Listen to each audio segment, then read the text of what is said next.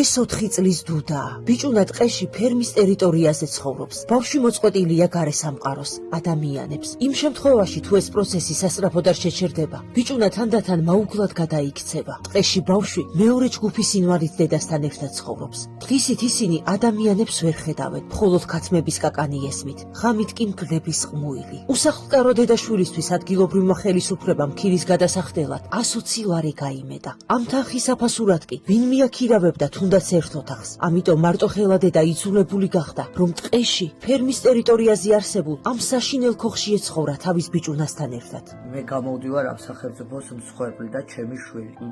ტურების ყმუილი და ესეთ სიტუაციაში იზრდება. რამდენი წელი კიდე შეიძლება ადამიანმა ტყეში იცხოვრო? 2 წელზე მეტია აქვე. ალბათ თავად ხვდებით, თუ როგორი საფრთხი შემცველია ამ საბრალო ბიჭუნას ტყეში ცხოვრება. ის ამას არ იმსახურებს. არც ერთი ბავშვი იმსახურებს ასეთ არაადამიანურ პირობებში ცხოვრებას.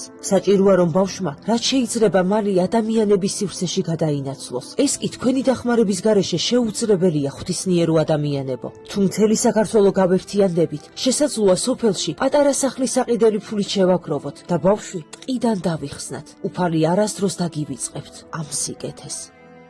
გადარიცხეთ ნებისმიერი თანხა ჩერნოვეცკის ფონდის ოფიციალური საიტის მეშვეობით.